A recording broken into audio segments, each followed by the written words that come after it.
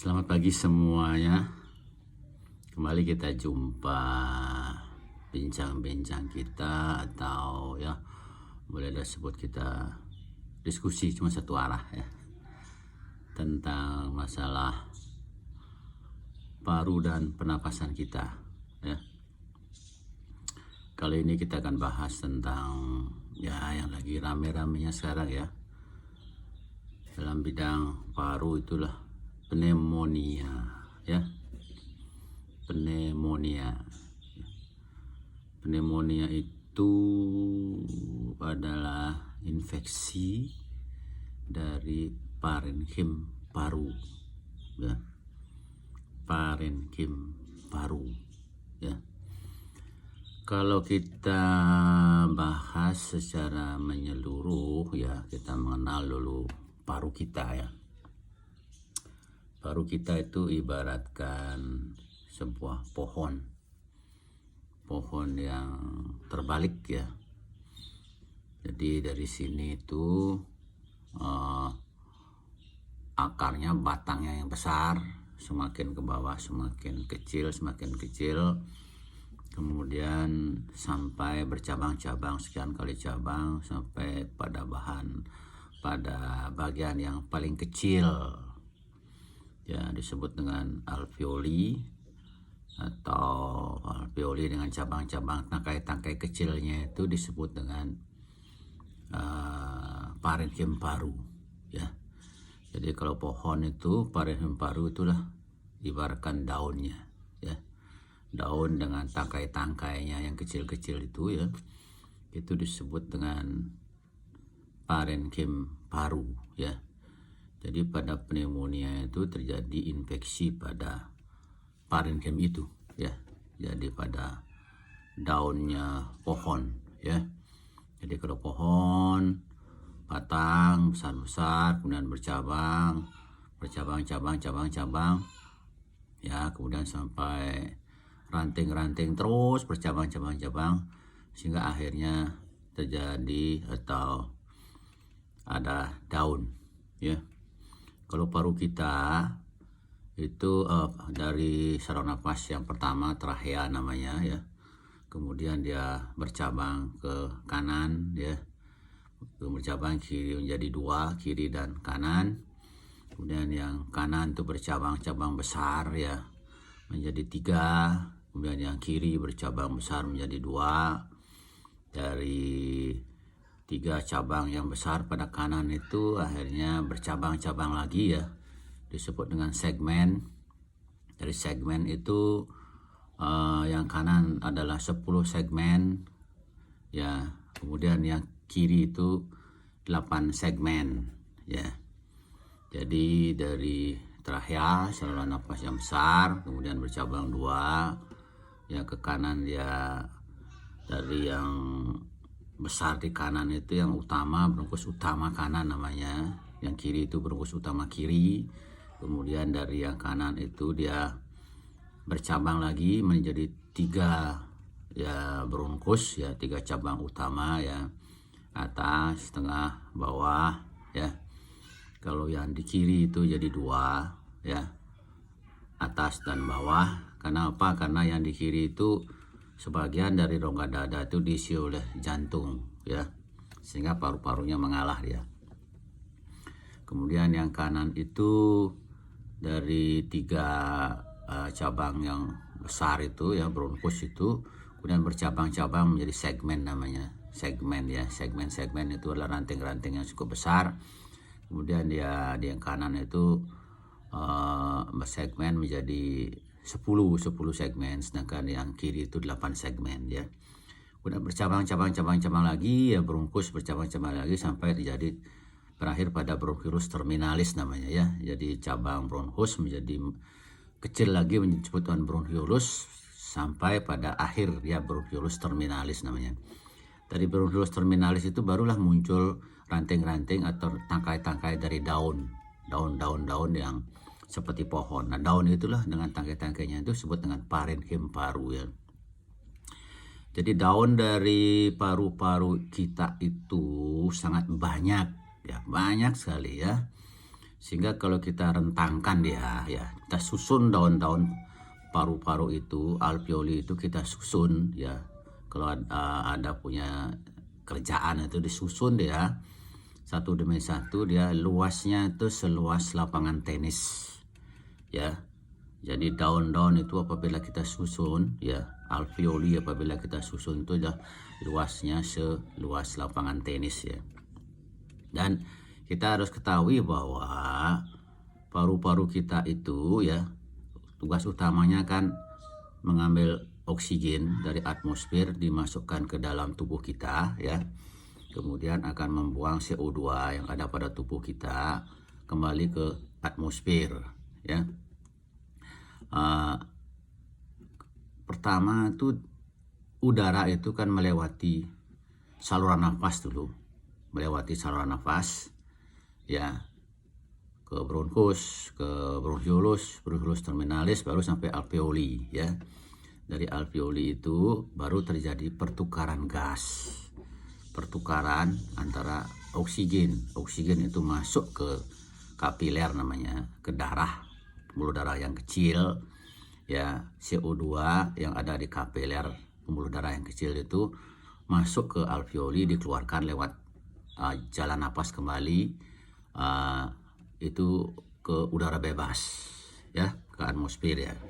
Jadi ada proses inspirasi mengambil oksigen dan ada proses ekspirasi mengeluarkan CO2 yang ada dalam tubuh kita ya. Karena itu CO2 kan hasil metabolisme yang tidak boleh tinggi pada tubuh kita ya, sangat berbahaya. Justru yang paling penting adalah oksigen.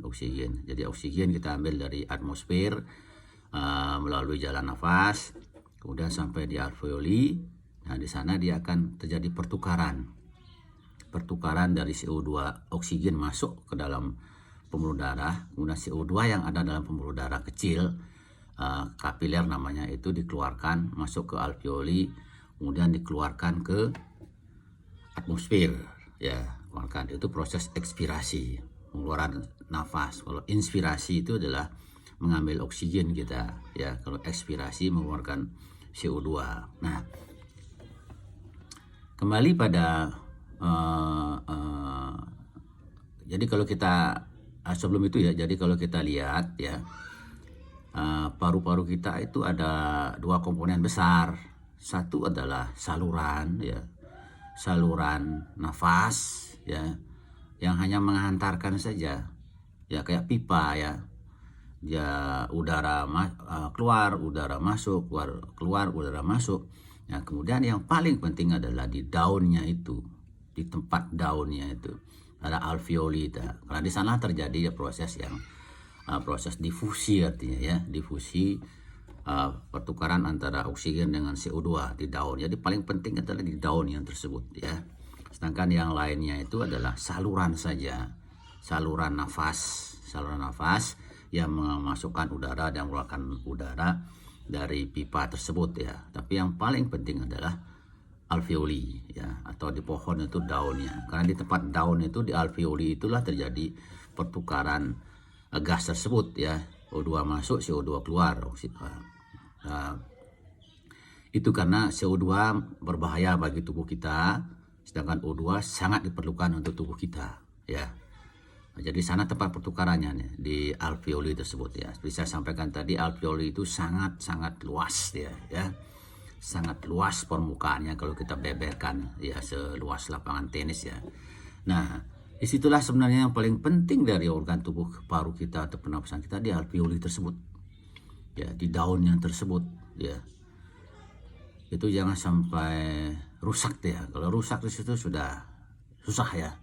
Seperti pada PPOK misalnya, penyakit paru obstruktif kronik akibat merokok ya, itu alveolinya itu rusak ya.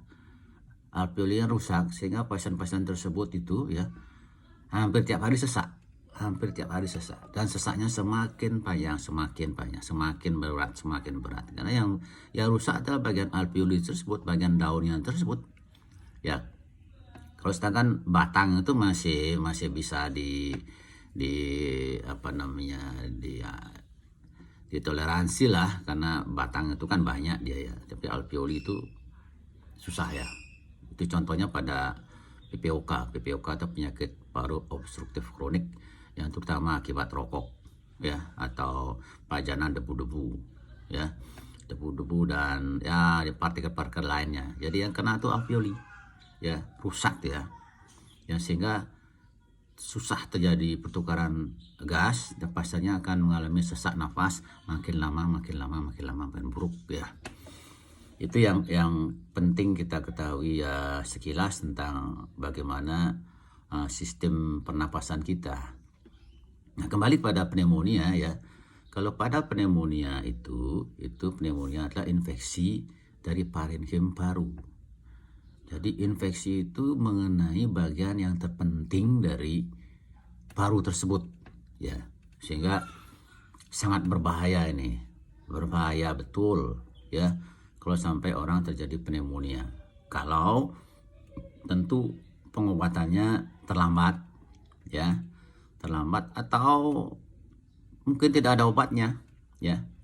Tidak ada obatnya karena belum ditemukan obat untuk kuman atau virus atau bakteri atau apapun yang menyebabkan pneumonia tersebut ya. Jadi sangat berbahaya. Ya, kita harus menghindari sekali bagaimana supaya tidak terjadi pneumonia tersebut ya.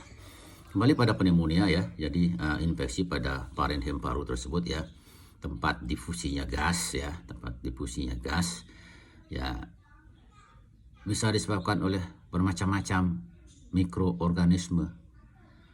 Bisa oleh bakteri ya, bisa oleh jamur, bisa oleh virus ya, bisa oleh semacam mikroorganisme yang lainnya ya, parasit apapun bisa menyebabkan infeksi pada parenkim paru ya, seperti ya wabah sekarang itu kan pneumonia yang disebabkan oleh coronavirus ya, karena belum ada obatnya ya, sehingga kalau ada pasien sampai terkena pneumonia oleh virus yang tidak ada obatnya ya, praktis pasien tidak bisa harapan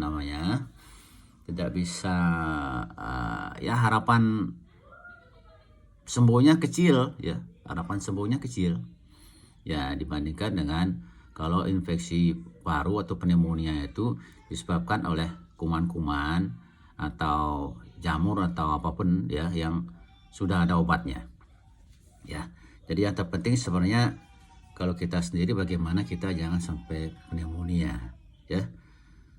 Jadi kembali pada pneumonia itu ya, seperti saya sampaikan tadi, adalah terjadinya infeksi pada parenkim paru, pada tempat di mana terjadi proses difusi ya, oksigen masuk ke papiler, CO2 keluar ke alveoli, masuk ke atmosfer. Nah, kalau bagian tersebut kena infeksi ya akibatnya ya tentu di sana akan terjadi proses peradangan secara umum ya.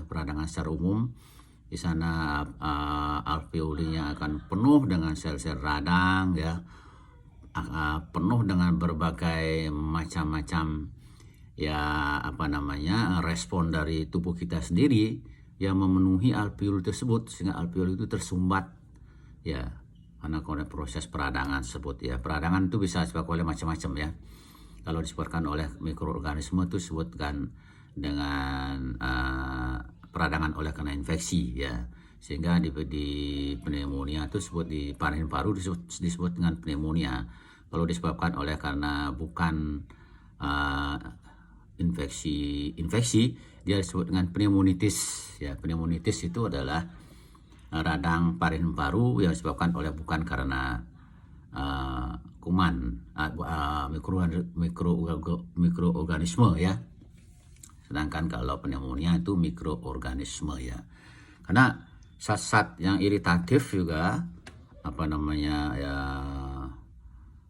zat-zat yang misalnya keracunan oleh karena zat atau kemasukan asap apapun ya yang bersifat merangsang paru-paru dan bisa sampai masuk ke dalam jalan nafas itu ya, sampai ke alveoli, bisa menyebabkan terjadinya kerusakan pada alveoli ya. misalnya orang yang keracunan ya, zat-zat yang menghirup sesuatu ya, yang bisa sampai masuk ke alveoli ya, baik misalnya disinfektan atau apapun ya, sampai bisa masuk ke alveoli, bisa jadi kerusakan pada alveoli. Itu berbahaya sekali ya, gas-gas iritan ya, zat-zat iritan itu ya, itu berbahaya sekali ya. Tapi kalau disebabkan oleh mikroorganisme itu disebut dengan pneumonia ya. Kalau kita tinjau lebih lanjut lagi ya, tentu pneumonia itu tidak bisa kita bahas dalam satu kali pertemuan saja ya, mungkin dalam pertemuan berbagai kali pertemuan ya, karena sangat banyak ya yang harus kita bahas ya. Tapi paling tidak sekarang pada saat ini saya kasih pemikiran awal dulu ya. Kalau sistem respirasi kita sesungguhnya itu adalah sebuah sistem pada tubuh kita yang mempunyai pertahanan yang paling kuat ya, paling kuat dia ya, dari punya imunitas atau kekebalan atau daya tahan ya, dibuat yang paling kuat ya. Tuhan menciptakan daya tahan pertahanan yang paling kokoh di paru tersebut ya. Yang kedua yang kokoh juga adalah di saluran cerna, itu termasuk kokoh juga pertahanannya ya. Yang ketiga kulit juga termasuk kokoh pertahanannya. Kenapa demikian? Karena 3 dari organ tubuh ini kan organ yang kontak dengan dunia luar ya. Paru tiap hari kemasukan debu, kemasukan asap, kemasukan kuman, kemasukan virus, tapi dia tidak menyebabkan infeksi ya. Kenapa? Karena daya tahannya sudah bagus banget ya, bagus banget. Yang kedua juga saluran cerna, yaitu kan tiap hari masuk makanan, masuk apapun itu ya, makanan yang tidak bersih ya, yang kotor habis main tenis langsung makan, kemudian ya makan juga tidak apa-apa ya, karena memang dalam saluran cerna itu daya tahannya bagus banget ya. Kemudian kalau kulit juga begitu ya, kulit juga termasuk organ yang berhubungan langsung dengan dunia luar ya, yang selalu terekspos ya oleh berbagai macam ya hal atau sesuatu yang bisa menyebabkan penyakit ya. Jadi tubuh kita itu mempunyai daya tahan yang sangat kuat. Yang pertama adalah sistem pernapasan, yang kedua adalah gastrointestinal atau saluran cerna, yang ketiga adalah kulit ya. Jadi semestinya jarang sekali orang bisa terkena pneumonia ya, kalau daya tahan yang ada pada sistem pernapasan itu terjaga dengan baik ya. Jadi kembali pada sistem daya tahan itu. Kalau daya tahan itu bagus, tidak bakalan orang pneumonia ya, kecuali kalau kumannya atau virusnya terlalu besar jumlahnya ya, pasti pertahanan kita itu jebol ya. Makanya kalau dalam wabah seperti ini ya, itu orang jebol ya, terjadi pneumonia apabila satu, daya tahannya yang kurang bagus, yang kedua adalah jumlah virusnya yang terlalu banyak ya. Virusnya yang terlalu banyak, kalau virusnya terlalu banyak ya daya tahan kita juga jebol ya. Tapi kalau virusnya tidak banyak ya, itu dengan daya tahan yang bagus tidak bakalan terjadi penyakit, tidak bakalan terjadi pneumonia ya. Karena untuk mencapai alveoli tersebut jalannya jauh, dari hidung kemudian sampai di trachea, tenggorokan, dari bronkus segala macam, itu mempunyai ada daya tahan semua, ada tentaranya masing-masing yang menjaga setiap tempat tersebut, pos-posnya tersebut ya, sehingga tidak sampai dia kuman atau mikroorganisme penyebab penyakit berat itu sampai ke alveoli ya, kayak virus seperti sekarang ini ya. Kalau dia jumlahnya sedikit ya, daya tahannya bagus, kan sampai di hidung udah berhenti dia ya, sehingga tidak terjadi keluhan apa-apa ya. Sehingga 85% pasien orang yang terpajan oleh virus ya wabah sekarang itu nggak ada keluhan apa-apa ya, karena mungkin artinya jumlah virusnya sedikit jumlah virusnya sedikit, kemudian dia tidak sampai ke alveoli karena daya tahannya bagus, ya. Jadi kalau kita pakai masker, jaga jarak, ya, kemudian cuci tangan, ya itu tentu virus itu yang masuk sini kan sedikit banget, ya. Kalau orang lain pakai masker, dia akan mengurangi kalau dia punya virus untuk keluar. Ya kalau kita pakai masker juga mengurangi jumlah virus yang masuk, ya, sehingga sedikit. Nah, dan kemudian dengan daya tahan yang bagus itu menyebabkan tidak sampai akan terjadi suatu penyakit yang berat, yang sampai terjadi pneumonia, ya, yang kemudian kalau sudah berat dipasang ventilator, yang mesin paru yang mungkin akan banyak mengalami kegagalan mungkin kalau sudah berat sekali, ya. Jadi intinya adalah daya tahan, ya, daya tahan, kemudian jumlah penyerang, jumlah mikroorganisme, ya. Soal daya tahan paru nanti kan dalam kesempatan berikutnya yang saya akan jelaskan, ya. Daya tahan paru itu apa sih, daya tahannya dari hidung sampai ke alveoli itu apa sih yang ada di situ, ya. Yang menyebabkan bagaimana paru itu terlindungi, ya, sampai jarang sekali terjadi pneumonia, ya. Seperti saya sampaikan kemarin, itu batuk itu salah satu mekanisme pertahanan, ya. Batuk begitu dia sampai di situ, dia terangsang jalan napas kita. Kalau sampai ke bawah dia batuk, tapi kalau sampai di hidung dia bersin. Yaitu mengeluarkan, memang tujuannya untuk mengeluarkan sesuatu yang masuk di dalam tubuh kita. Jadi bersin itu juga adalah proses mekanisme pertahanan tubuh untuk mengeluarkan sesuatu yang masuk ke dalam hidung kita. Ya, kalau sampai di jalan nafas dia akan batuk untuk mengeluarkan itu semua proses pertahanan, ya. Kemudian pertahanan yang lainnya itu adalah nanti kalau sampai di jalan nafas ini ada sistem mucociliary namanya. Mucociliary clearance itu adalah ada seperti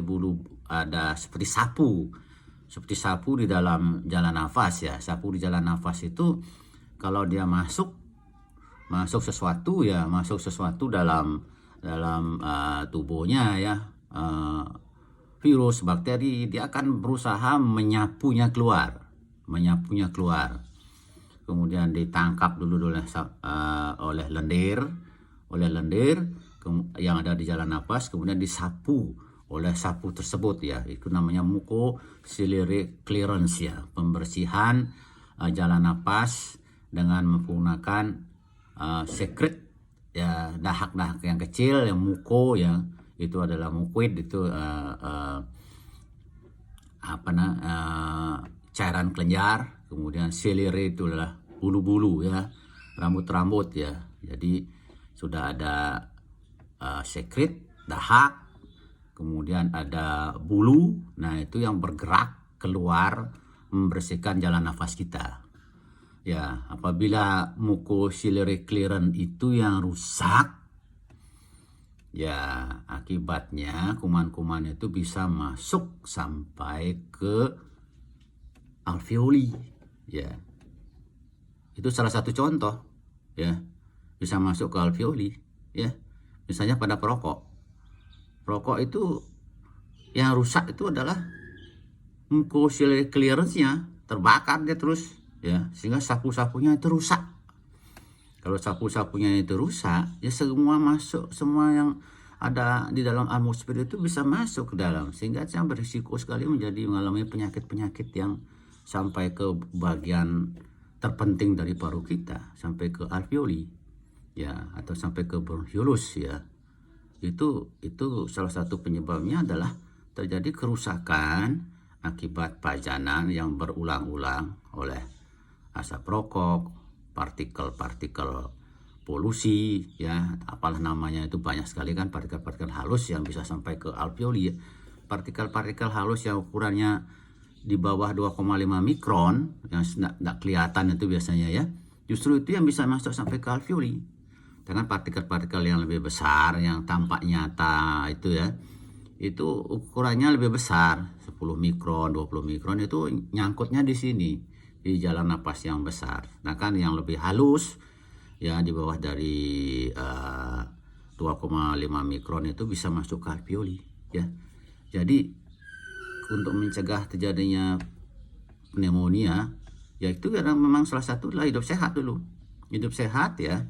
Hidup sehat ya, berolahraga. Kalau kita olahraga itu jalan napas kita selalu terbuka, saluran napas kita terbuka, paru-paru kita bekerja dengan baik, menarik napas lebar, keluarkan lebar, sehingga semua sapu-sapunya bisa bekerja dengan baik ya. Kalau kita sudah lebarkan, kemudian jangan dirusak, ya jangan dirusak itu, ya sistem daya tahan itu kita ya orang yang memang melakukan sesuatu ya artinya penyakit itu diakibatkan oleh orang itu sendiri yang memang merusak sistem daya tahan tubuhnya ya. Kalau orang merokok ya sudah, mucosal clearance-nya rusak. Sehingga dia sangat mudah sekali terjadi kelainan-kelainan yang sangat berbahaya ya. Seperti pneumonia ini ya. Dia kan bisa masuk langsung sampai ke alveoli. Ya. Dan sapu-sapu itu hanya ada pada saluran napas yang besar ya. Ya jadi intinya adalah pada infeksi saluran nafas ya paru kita ya, apalagi pneumonia itu adalah bagaimana mikroorganisme penyebab itu jumlahnya tidak banyak ya, dan kedua bagaimana daya tahan kita bagus. Daya tahan yang sudah ada di paru itu bagus ya. Jadi besok kita akan bicarakan tentang masalah itu ya. Jadi itu makanya pakai masker kita ya. Kemudian jangan melakukan hal-hal yang merusak paru.